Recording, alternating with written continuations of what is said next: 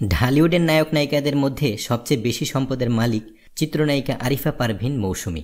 জানা যায় তার বর্তমান সম্পদ ৩,৯৫,০০,০০০ টাকা। তবে মৌসুমী সর্বোচ্চ সম্পদের মালিক হলেও সর্বোচ্চ করদাতা হিসেবে আছেন অভিনেতা মাহফুজ আহমেদের নাম। তিনি কর দিয়েছেন ২০,৩৩,০০০ টাকা, যা অন্যান্য শিল্পীর তুলনায় বেশি।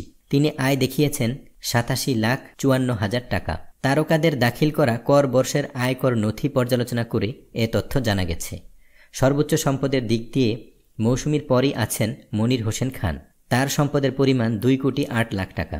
তৃতীয় অবস্থানে আছেন বাংলাদেশ বেতার ও টেলিভিশনের একজন নিয়মিত সংবাদ পাঠিকা রেহনুমা কামাল আহমেদ। তার সম্পদের পরিমাণ ১,৯৪,০০,০০০ টাকা। সোহেল রানার সম্পদ ১,২৭,০০,০০০ টাকা। কণ্ঠশিল্পী শুভ্রদেবের আছে ১,২৪,০০,০০০ টাকার সম্পদ।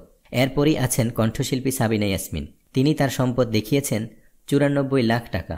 কণ্ঠশিল্পী সাবিনা ইয়াসমিনের পর আছেন যথাক্রমে অভিনেত্রী আলিয়া ফেরদৌসি, যার সম্পদের পরিমাণ ৯০,০০,০০০ টাকা, কণ্ঠশিল্পী শাহনাজ বেলি, যার সম্পদের পরিমাণ ৮৮,০০,০০০ টাকা, এবং অভিনেত্রী তাহমিনা সুলতান মৌ, যার সম্পদের পরিমাণ ৭৯,৭৬,০০০ টাকা। করদাতা হিসেবে মাহফুজ আহমেদের পরই দ্বিতীয় অবস্থানে রয়েছেন অভিনেতা জাহিদ হাসান। তিনি ৬৪,৮৪,০০০ টাকা আয় দেখিয়ে কর দিয়েছেন ১৫,৩৮,০০০ টাকা। ঢালিউডের জনপ্রিয় নায়ক শাকিব খান করদাতা হিসেবে তৃতীয় অবস্থানে রয়েছেন। তার আয় ৪০,৬৪,০০০ টাকা এবং আয়কর দিয়েছেন ৯,৪৭,০০০ টাকা। এদিকে পঞ্চম অবস্থানে আছেন নায়িকা শাবনূর। তার আয় ২৯,৪২,০০০ টাকা এবং আয়কর দিয়েছেন ৬,৩১,০০০ টাকা। বিনোদন জগতের নিত্য নতুন খবরাখবর পেতে বিডি হিটস চ্যানেলটিতে সাবস্ক্রাইব করার জন্য আপনাকে আন্তরিক ধন্যবাদ।